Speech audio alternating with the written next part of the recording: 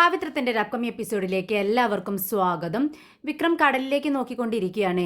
ഇത് കണ്ടതും വേദ അടുത്തേക്ക് വരുന്നുണ്ട്. വേദ വീഴാനായി പോകുന്നുണ്ട്.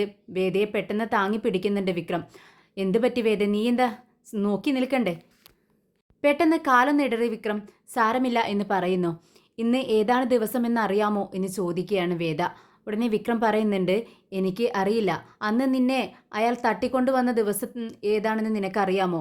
അന്നത്തെ ഡേറ്റ് നിനക്ക് ഓർമ്മയുണ്ടോ എന്ന് ചോദിക്കുകയാണ്. അപ്പോൾ വേദ പറയുന്നുണ്ട്, അതെനിക്ക് ഓർമ്മയുണ്ട്. എങ്കിൽ ഇന്നേക്ക് 3 ദിവസമായി നമ്മൾ ഇവിടെ അകപ്പെട്ടിട്ട്, അതുകൊണ്ട് അവിടുന്ന് ഇങ്ങോട്ടേക്കുള്ള ഡേറ്റ് നീ കണക്കാക്കെന്ന് പറയുന്നു. വേദ 1, 2, 3 എന്നൊക്കെ പറഞ്ഞ് അങ്ങനെ ഡേറ്റ് നോക്കുവാണ്. പെട്ടെന്നാണ് വേദയുടെ മുഖമങ്ങ് മാറുന്നത്. വിക്രമിൻ്റെ മുഖത്തേക്ക് സൂക്ഷിച്ചു നോക്കുന്നുണ്ട്. വിക്രം വേദയെ നോക്കുന്ന സമയത്ത് വേദയുടെ മുഖഭാവം മാറുന്നുണ്ട്. അത് കണ്ട് വിക്രം ചോദിക്കുന്നുണ്ട്, എന്ത് പറ്റി വേദേ, നീ എന്താ ഇങ്ങനെ നോക്കുന്നത്? ഏയ് ഒന്നുമില്ല. അതല്ല, എന്തോ ഉണ്ട്. എന്താ, നിനക്ക് എന്നോട് എന്തെങ്കിലും പറയാനുണ്ടോ എന്ന് വിക്രം ചോദിക്കുന്നുണ്ട്. ഏയ് എനിക്കൊന്നും പറയാനില്ല എന്ന് പറഞ്ഞ് പെട്ടെന്ന് വേദ അവിടെ നിന്ന് അപ്പുറത്തേക്ക് മാറി നിൽക്കുകയാണ്. വിക്രം ഇങ്ങനെ ചിന്തിക്കുന്നുണ്ട്, എന്താ പെട്ടെന്ന് വേദയുടെ മുഖം മാറിയത്, എന്ത് പറ്റിയെന്ന് വിക്രം ചിന്തിക്കുമ്പോൾ പെട്ടെന്ന് വിക്രമിൻ്റെ മനസ്സിലേക്ക് ഇന്നത്തെ ഡേറ്റ് അങ്ങ് ഓർമ്മ വരുവാണ്. എന്നേ ഞങ്ങളുടെ വിവാഹ വാർഷികമല്ലേ എന്ന് വിക്രം ചിന്തിക്കുന്നുണ്ട്. പെട്ടെന്ന് തന്നെ വിക്രം വേദയുടെ അടുത്തേക്ക് വരുവാണ്. എന്നിട്ട് ചോദിക്കുന്നുണ്ട്, വേദേ, നീ ഇപ്പോഴും ഇന്നത്തെ ഡേറ്റ് ഓർമ്മിച്ച് വെക്കുന്നുണ്ടല്ലേ? അതിൻ്റെ സ്പെഷ്യലും നിനക്ക് അറിയാമല്ലോ, അതുകൊണ്ട് നീ മറന്നിട്ടില്ലേ എന്ന് ചോദിക്കുകയാണ്. ഇത് കേട്ടതും വേദ പറയുന്നുണ്ട്, നീ എന്തിനാ അതിനെക്കുറിച്ചൊക്കെ ഇപ്പോൾ സംസാരിക്കുന്നത്? അല്ല, നിന്റെ മുഖം മാറി, അതുകൊണ്ടാണ് ഞാൻ ചോദിച്ചത്. ഇല്ല, ഞാൻ ഒന്നും തന്നെ ഓർത്ത് വെക്കുന്നില്ല. എൻ്റെ ജീവിതമേ ഇല്ലാതായി, പിന്നെന്തിനാണ് ആ ഒരു ഡേറ്റ് ഞാൻ ഓർത്ത് വെക്കുന്നത്? അന്ന് അമ്പലത്തിൽ വെച്ച് നീ എൻ്റെ കഴുത്തിൽ താലി കെട്ടുന്ന സമയത്ത് നിനക്കും എനിക്കും ഒരു പരിചയം ഉണ്ടായിരുന്നില്ല. നമ്മൾ 2 വ്യക്തികളായിരുന്നു. പക്ഷെ അന്ന് താലി കെട്ടുന്ന സമയത്ത് കെട്ടിക്കഴിഞ്ഞപ്പോൾ എനിക്ക് നിന്നോട് വെറുപ്പും മറുപ്പുമാണ് ഉണ്ടായിരുന്നത്. ആ ഒരു ദേഷ്യത്തിലാണ് ഞാൻ നിൻ്റെ വീട്ടിലേക്ക് നിന്നെ നശിപ്പിക്കാനായി ഞാൻ വന്നത്. പക്ഷേ അപ്പോൾ നിൻ്റെ മനസ്സിൽ കുറച്ചെങ്കിലും നന്മയുണ്ടെന്ന് അവിടെ വെച്ച് എനിക്ക് മനസ്സിലായി. അതുകൊണ്ടാണ് നിന്നോടൊപ്പം നിൻ്റെ വീട്ടിൽ ഞാൻ താമസം തുടങ്ങിയത്. പിന്നീട് നാളുകൾക്ക് ശേഷം അച്ഛൻ നമ്മുടെ വിവാഹം നടത്തിവെച്ചു. അതിനുശേഷം കോടതിയിൽ വെച്ച് പല പ്രശ്നങ്ങളും ഉണ്ടായി, പല തെറ്റുകളും കുറ്റങ്ങളും എല്ലാം ഉണ്ടായി. നീ എൻ്റെ മനസ്സിലേക്ക് എപ്പോഴോ കടന്നു വന്നു. ഞാൻ നിന്നെ സ്നേഹിച്ചു തുടങ്ങി. പിന്നീട് പല പ്രശ്നങ്ങളും കടന്നുപോയി. അതിനിടയിൽ കോടതിയിലെത്തി. അവിടെ വെച്ച് ചെയ്യാത്ത കുറ്റം നീ ഏറ്റെടുത്തു എന്നാണ് ഞാൻ ഇപ്പോഴും വിശ്വസിക്കുന്നത്. അല്ല, നീ ചെയ്തത് തന്നെയായിരിക്കും. നീ അത്രയ്ക്ക് ക്രൂരനാണല്ലോ. അതുകൊണ്ടല്ലേ ഞാൻ ഗർഭിണിയായിരുന്നിട്ടും നീ ആ കുറ്റം ഏറ്റെടുത്ത് ജയിലിലേക്ക് പോയത്, എന്നെ നടുത്തെരുവിലാക്കിക്കൊണ്ട്. അല്ല, അതൊരു കണക്കിന് നന്നായി. നീ അന്ന് എന്നെ അവിടെ വെച്ച് ഇട്ടിട്ട് പോയത് കൊണ്ടാണ് ഞാൻ ഇത്രയും വലിയൊരാളായത്, പഠിച്ചൊരു കളക്ടറായത്. അല്ലെങ്കിൽ ഞാൻ ഇത്രത്തോളം എത്തില്ലായിരുന്നു. നിന്നോടൊപ്പം ഞാൻ ജീവിച്ചിരുന്നെങ്കിൽ ഞാൻ ഇന്നും ആ പഴയ വേദയായി തന്നെ ജീവിച്ചേനെ. അതുകൊണ്ട് എനിക്ക് നീ എന്നെ ഉപേക്ഷിച്ചതുകൊണ്ട് എനിക്ക് ഒരുപാട് നേട്ടങ്ങളുണ്ടായി. പക്ഷെ നീ ഇപ്പോഴും അന്ന് എങ്ങനെ ഉണ്ടായിരുന്നോ ആ വിക്രം തന്നെയല്ലേ ഇന്നും നീ എന്ന് ചോദിക്കുകയാണ് വേദ. ഇത് കേട്ടതും വിക്രം വിഷമത്തോടെ വേദയോട് പറയുന്നുണ്ട്, ശരിയാ നീ പറഞ്ഞത്, ഞാൻ തെറ്റുകാരനാണ്. ഞാൻ നിന്നോട് തെറ്റ് ചെയ്തു, ഞാൻ സമ്മതിക്കുന്നു, ഞാൻ എതിർക്കുന്നില്ല. ഞാൻ ഒന്നും വേണമെന്ന് വിചാരിച്ച് ചെയ്തതല്ല, എല്ലാം സംഭവിച്ചു പോയി. പക്ഷേ വേദേ, എനിക്കൊരു കാര്യം അറിയണം. ഞാൻ ജയിലിലേക്ക് പോകുന്ന സമയത്ത് എൻ്റെ കുഞ്ഞ് നിൻ്റെ വയറ്റിലുണ്ടായിരുന്നു. ആ കുഞ്ഞെവിടെ? അതെനിക്കറിയണം.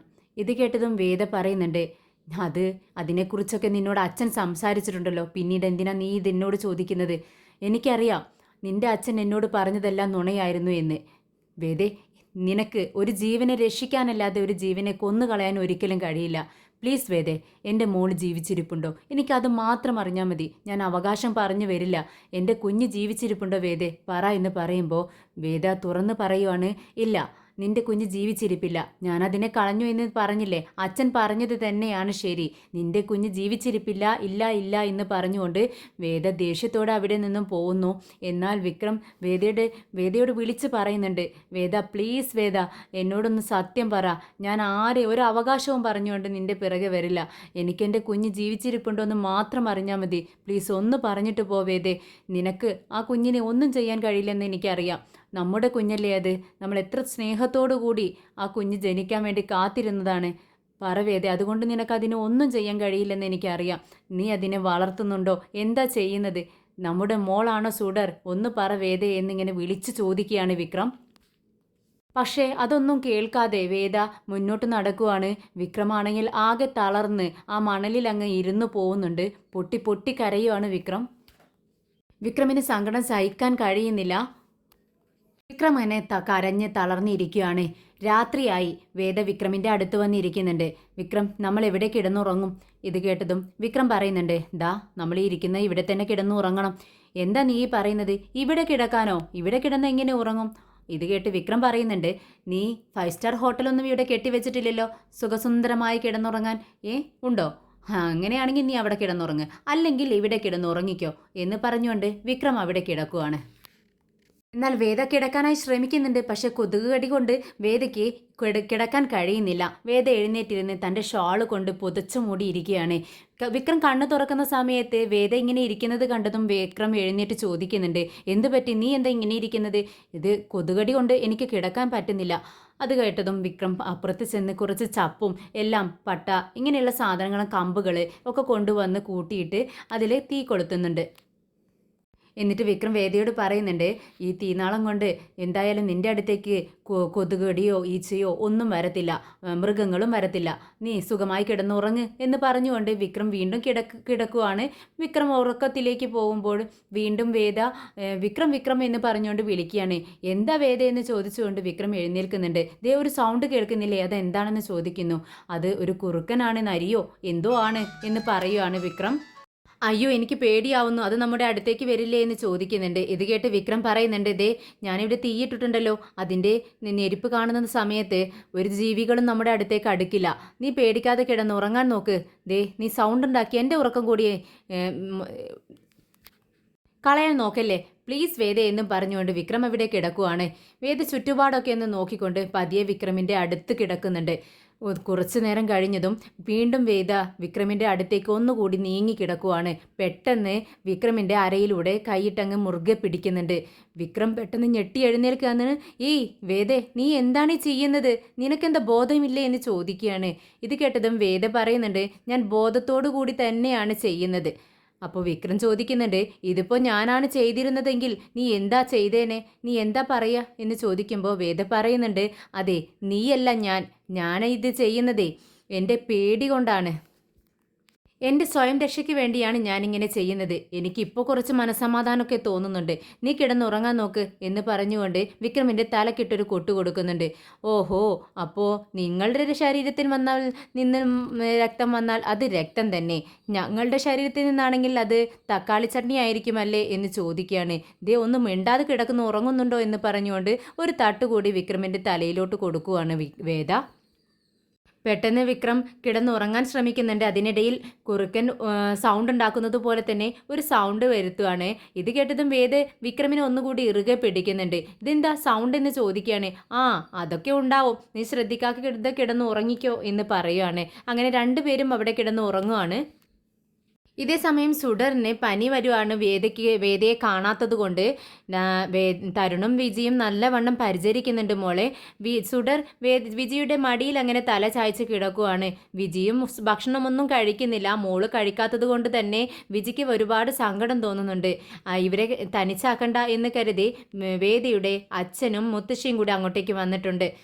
മുത്തശ്ശി വിജിയോട് പറയുന്നുണ്ട്, വിജി നീ മോള് ഭക്ഷണം കഴിക്കാതിരിക്കുന്നത് കണ്ട് നീയും കഴിക്കാതിരുന്നാലോ? വേദ വരുമ്പോഴേക്കും നിങ്ങൾ രണ്ടുപേരും ക്ഷീണത്തിലാവും, എന്തെങ്കിലും കഴിക്കുമെന്ന് പറയുന്നുണ്ട്. എന്നാൽ എനിക്കൊന്നും വേണ്ട എന്ന് പറയുന്നുണ്ട് വിജി. അങ്ങനെ ശങ്കരനാരായണൻ പറയുന്നുണ്ട്, മോള് കുറച്ചു നേരം എൻ്റെ അടുത്തിരിക്കട്ടെ. മോളെ വാ, ഇങ്ങോട്ടേക്ക് വാ മോളെ, എന്താ നിനക്ക് തലവേദനയുണ്ടോ എന്ന് ചോദിക്കുകയാണ്. പെട്ടെന്ന് തരുൺ അങ്ങോട്ടേക്ക് വരുന്നുണ്ട്. വേദയുടെ വിവരം വല്ലതും കിട്ടിയോ എന്ന് ചോദിക്കുകയാണ്. തരുൺ അതിന് മറുപടിയൊന്നും പറയുന്നില്ല. പെട്ടെന്ന് തരുൺ ചോദിക്കുന്നുണ്ട്, മോൾക്ക് എങ്ങനെയുണ്ട്? മോൾ എന്തെങ്കിലും കഴിച്ചോ? ഇല്ല, ഒന്നും കഴിച്ചിട്ടില്ലെന്ന് പറയുന്നു. അത് മോളുടെ വായ കഴിക്കുന്നുണ്ടാവും, പനിച്ചതല്ലേ, അതുകൊണ്ട് നിങ്ങൾ കുറച്ച് ചിക്കൻ സൂപ്പ് വെച്ച് കൊടുക്കുക, അവൾ കഴിക്കട്ടെ എന്ന് പറയുന്നു. ഇത് കേട്ടതും വിജി പറയുന്നുണ്ട്, മുത്തശ്ശി ഇവിടെ ഇരുന്നോളൂ, മോളെ ശ്രദ്ധിച്ചാൽ മതി, ഞാൻ സൂപ്പ് ഉണ്ടാക്കിയിട്ട് വരാമെന്ന് പറയുന്നുണ്ട്. എന്നാൽ മോള് വിജിയെ അങ്ങ് വിടുന്നില്ല. വിജിയുടെ കൈകളിൽ മുറുകെ പിടിച്ചിരിക്കുകയാണ്. വിജിയോട് മോള് ചോദിക്കുന്നുണ്ട്, വിജയമ്മ എൻ്റെ അമ്മ എപ്പോഴാണ് വരുന്നത്? വേദ എപ്പോൾ വരുമെന്ന് പറ. ഇത് കേട്ടതും വിജി എല്ലാവരുടെയും മുഖത്തേക്ക് നോക്കുവാണ്. തരുൺ പറയുന്നുണ്ട്, മോളെ വിഷമിക്കാതിരിക്കെ, അമ്മ പെട്ടെന്ന് തന്നെ തിരിച്ചെത്തും. അപ്പോഴേക്കും നീ ആരോഗ്യത്തോടെ ഇരിക്കണ്ടേ, എന്തെങ്കിലുമൊക്കെ കഴിക്കണം. എൻ്റെ അമ്മയും സിംബായും ഒരുമിച്ചാണോ വരുന്നതെന്ന് സുഡർ ചോദിക്കുന്നുണ്ട്. അപ്പോൾ വിജി പറയുന്നുണ്ട്, അതെ, രണ്ടുപേരും ഒരുമിച്ചാണ് വരുന്നത്. സിംബ പോകുമ്പോൾ വേദയും കൊണ്ട് തിരിച്ചു വരൂ എന്ന് പറഞ്ഞില്ലേ, അതുപോലെ രണ്ടുപേരും ഒരുമിച്ച് വരും. ശരി, വിജി അമ്മ സൂപ്പ് ഉണ്ടാക്കിയിട്ട് വരാമെന്ന് പറഞ്ഞ് വിജി കിച്ചണിലേക്ക് പോകുന്നുണ്ട്. വിജി കിച്ചണിലേക്ക് പോയതും തരുണും അച്ഛനും കൂടെ വിജിയുടെ കൂടെ ചെല്ലുവാണ്. ഇത് കണ്ട് വിജി ചോദിക്കുന്നുണ്ട്, എന്ത് പറ്റി തരുൺ, നിനക്ക് എന്നോട് എന്തെങ്കിലും പറയാനുണ്ടോ? ഇത് കേട്ടതും തരുൺ പറയുന്നുണ്ട്, ഉണ്ട്, കപിലനാണ് വിളിച്ചിരുന്നത്. എന്താ എന്താ വിശേഷം? വേദിയെക്കുറിച്ച് എന്തെങ്കിലും അറിയാൻ കഴിഞ്ഞോ എന്ന് ചോദിക്കുമ്പോൾ തരുൺ പറയുന്നുണ്ട്, അതെ, അറിയാൻ കഴിഞ്ഞിട്ടുണ്ട്. വിക്രമിൻ്റെ വാഹനം കടൽപ്പുറത്ത് കിടക്കുന്നത് കണ്ടു. അവിടെ നിന്നും ഒരു ബോട്ടും കാണാതായിട്ടുണ്ട്. വിക്രം കടലിലേക്ക് പോയിട്ടുണ്ടാവുമെന്നാണ് ഉദ്ദേശിക്കുന്നത്. വേദയും കടലിനകത്തായിരിക്കും എന്ന് പറയുകയാണ്. ഇത് കേട്ടതും എല്ലാവരും പേടിക്കുന്നുണ്ട്. എന്നിട്ട് ശങ്കരനാരായണൻ ചോദിക്കുന്നുണ്ട്, എന്നിട്ട് എൻ്റെ മകൾക്ക് എന്ത് സംഭവിച്ചു, കണ്ടെത്താൻ കഴിഞ്ഞോ എന്ന് ചോദിക്കുകയാണ്. ഉടനെ തന്നെ തരുൺ പറയുന്നുണ്ട്, വേദയെ തട്ടിക്കൊണ്ടു പോയിരിക്കുന്നത് ബെല്ലാരാജയാണ്. അവൻ്റെ സ്വഭാവം അറിയാമല്ലോ. ഇത് കേട്ടതും ശങ്കരനാരായണൻ പറയുന്നുണ്ട്, എനിക്കറിയാം, അവനെക്കുറിച്ച് പല കേസുകളും കോടതിയിലുണ്ട്. ശരിയാണ്, അവൻ്റെ എതിരാളികളെയെല്ലാം കല്ലുകെട്ടി കടലിൽ താത്തുന്നതാണ് അവൻ്റെ സ്വഭാവം. ഇത് കേട്ടതും വിജിക്ക് പേടിയാവുകയാണ്. വിജി പറയുന്നുണ്ട്, അയ്യോ, ഇനി എന്ത് ചെയ്യും എന്ന് ചോദിക്കുമ്പോൾ തരുൺ പറയുന്നുണ്ട്, ഇല്ല, പോലീസ് പറയുന്നത് വിക്രം ബോട്ടെടുത്ത് പോയിരിക്കുന്നത് വേദയെ രക്ഷിക്കാനാവുമെന്നാണ്. അപ്പോൾ വിക്രം വേദയെ രക്ഷിക്കുമായിരിക്കുമല്ലേ എന്ന് വിജി ചോദിക്കുമ്പോൾ ശങ്കരനാരായണൻ ധൈര്യത്തോടു കൂടി പറയുന്നുണ്ട്, മോളെ നീ വിശ്വസിച്ചോ, അവൻ വിക്രം വേദയും കൊണ്ടേ തിരിച്ചു വരത്തുള്ളൂ. ഇപ്പോൾ എനിക്ക് ആത്മവിശ്വാസം കൂടിയിട്ടുണ്ടെന്ന് പറയുന്നു. ഇതേ സമയം വേദ പേടിച്ച് തന്നെ വിക്രമിനെ കെട്ടിപ്പിടിച്ചുകൊണ്ട് കിടന്നുറങ്ങുകയാണ്. പെട്ടെന്നാണ് സ്വപ്നം കണ്ട് ഈ കരടി കരടി എന്ന് പറഞ്ഞുകൊണ്ട് നിലവിളിയോടെ എഴുന്നേൽക്കുകയാണ്. ഇത് കേട്ട് വിക്രമം പേടിക്കുന്നുണ്ട്. എന്താ നീ നിലവിളിക്കുന്നതെന്ന് ചോദിക്കുകയാണ്. ഒരു കരടി എൻ്റെ ദേഹത്ത് തട്ടിക്കൊണ്ട് ഇതിനെ പോയി എന്ന് പറയുന്നു. ഇത് കേട്ടതും വിക്രം പെട്ടെന്ന് എഴുന്നേറ്റ് ചുറ്റുപാടും തിരയുന്നുണ്ട്. നീ എന്താ ഇങ്ങനെ തിരയുന്നതെന്ന് ചോദിക്കുകയാണ്. ഇത് കേട്ടതും വിക്രം പറയുന്നുണ്ട്, കരടി വന്നിട്ടുണ്ടെങ്കിൽ ഈ മണലിൽ അതിൻ്റെ കാൽപ്പാടുകൾ കാണും, അതാണ് ഞാൻ തിരയുന്നത്. പക്ഷെ ഇവിടെയൊന്നും കാണുന്നില്ല, നമ്മുടെ കാൽപ്പാടുകളാണ് ഇവിടെ കാണുന്നതെന്ന് പറയുന്നു. നീ എന്തിനാടേ എൻ്റെ ജീവൻ കളയാൻ വേണ്ടി ഇങ്ങനെയൊക്കെ പറയുന്നത്? കരടി ഉണ്ടെങ്കിൽ ഇവിടെ അതിൻ്റെ കാൽപ്പാടുകൾ കാണില്ലേ, എൻ്റെ ജീവൻ എടുക്കാൻ വേണ്ടി നീ എന്ന് പറയുമ്പോൾ വേദ പറയുന്നുണ്ട്, സത്യമായിട്ടും ആ കരടി എൻ്റെ ദേഹത്തൂടെ ഉരസിയിട്ടാണ് ഇതിനെ പോയതെന്ന് പറയുവാണ്. വേദേ, നീ കരടിയെ തന്നെ സ്വപ്നം കണ്ടുകൊണ്ട് പേടിച്ച് കിടന്നതുകൊണ്ടാണ് നീ സ്വപ്നം കണ്ടിരിക്കുകയാണ്, അല്ലാതെ ഇതിനെ കരടിയൊന്നും വന്നിട്ടില്ല. നീ പറയുന്നതൊന്ന് അനുസരിക്ക്, നീ മനസ്സമാധാനത്തോടെ പോയി കിടന്നുറങ്ങാൻ നോക്ക്. ഇത് കേട്ടതും വേദ പറയുന്നുണ്ട്, ഇങ്ങനെ പുറമേ വെളിച്ചത്തിൽ കിടന്നുറങ്ങാനൊന്നും എന്നെ കൊണ്ട് കഴിയത്തില്ല. പിന്നെ അങ്ങനെ കഴിയില്ല എന്നുണ്ടെങ്കിൽ അതാ നമ്മൾ വന്ന ബോട്ട് കിടക്കുന്നു, നീ അതിൽ പോയി കിടന്നുറങ്ങ്, ഞാനൊന്ന് സമാധാനത്തോടു കൂടി കിടക്കട്ടെ. ഇത് കേട്ടതും വേദ പറയുന്നുണ്ട്, എനിക്കതൊന്നും പറ്റത്തില്ല, നീ എനിക്ക് കിടന്നുറങ്ങാനുള്ള സേഫ്റ്റി ആയിട്ട് കിടന്നുറങ്ങാനുള്ള എല്ലാ ഏർപ്പാടുകളും ചെയ്യേ. ഇത് കേട്ടതും വിക്രം കുറച്ച് ഉള്ളിലേക്ക് ചെന്ന് ഒരു മരത്തിന് ചുവട്ടെ കുറച്ച് സേഫായിട്ടുള്ളൊരു സ്ഥലം കണ്ടുപിടിക്കുകയാണ്. എന്നിട്ട് വേദയെ വന്ന് വിളിക്കുന്നുണ്ട്. വേദ ഇങ്ങോട്ടേക്കാണെന്ന് ചോദിക്കുകയാണ്. നീ ഇങ്ങോട്ടേ വാ, എൻ്റെ പിറകെ വാ എന്ന് പറഞ്ഞുകൊണ്ട് ആ മരത്തിന് ചുവട്ടിൽ ചെന്ന് കിടന്ന് ഉറങ്ങിക്കോളാൻ പറയുവാണ് വേദയോട്. നീ ഉറങ്ങുന്നില്ലേ എന്ന് ചോദിക്കുമ്പോൾ വിക്രം പറയുന്നുണ്ട്, നീ ഉറങ്ങിക്കോ, ഞാനിവിടെ നിനക്ക് കാവലിരിക്കാമെന്ന് പറയുന്നു. അത് വേണ്ട, നിനക്കും ഉറക്കം വരുന്നുണ്ടല്ലോ, നീ എൻ്റെ അടുത്ത് ഇവിടെ വന്ന് കിടക്ക്, നമുക്ക് രണ്ടുപേർക്കും ഇവിടെ കിടന്ന് ഉറങ്ങാമെന്ന് വേദ പറയുന്നുണ്ട്. അങ്ങനെ രണ്ടുപേരും അടുത്തടുത്ത് കിടന്ന് ഉറങ്ങുവാണ്. അങ്ങനെ നേരം വെളുക്കുന്നുണ്ട്. നേരം വെളുക്കുന്ന സമയത്ത് വേദ നല്ലൊരു സ്വപ്നം കാണുവാണ്.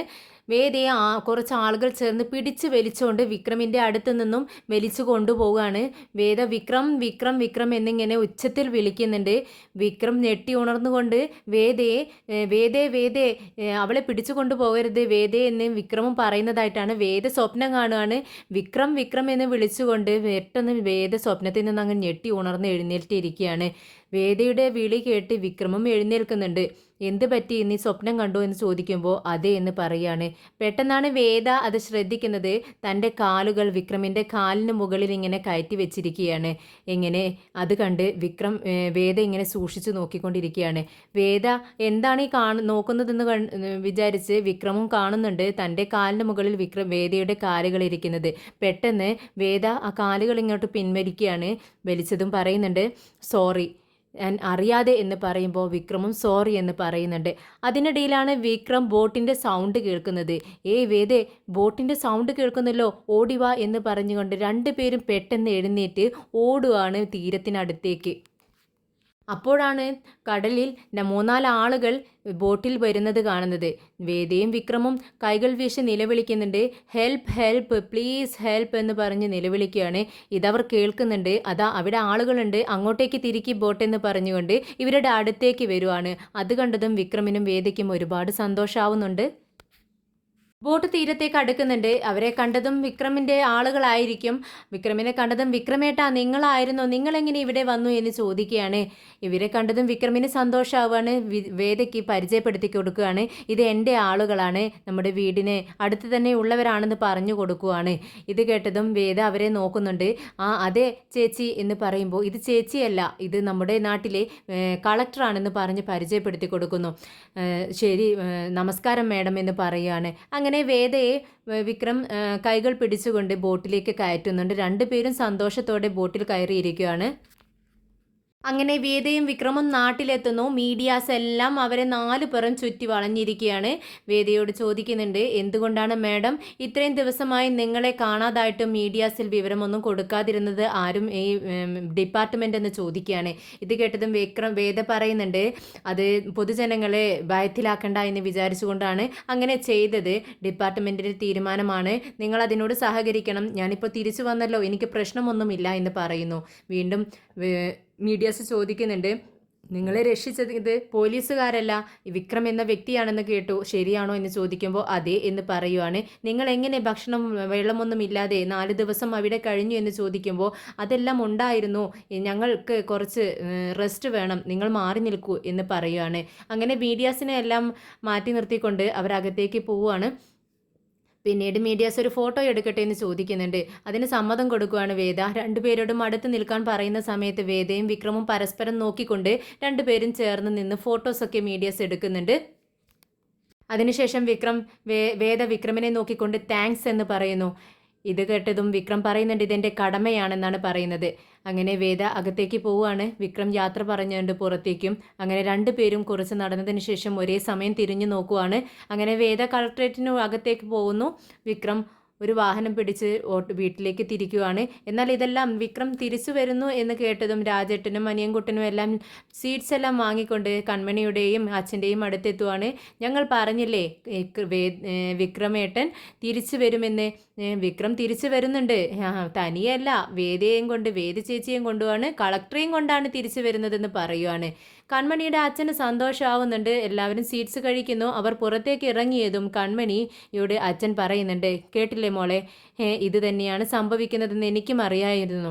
ഇത്രയും ദിവസം കടലിനുള്ളിൽ അവളും അവനും തനിച്ചായിരുന്നു. ഇത്രയും വലിയൊരു കൊലയാളിയുടെ മുന്നിൽ നിന്നാണ് നിന്റെ വിക്രം അവളെ രക്ഷിച്ചുകൊണ്ട് വരുന്നതെന്ന് നീ ആലോചിക്കണം. ഇപ്പോൾ നിനക്ക് മതിയായോ എന്ന് ചോദിക്കുകയാണ്.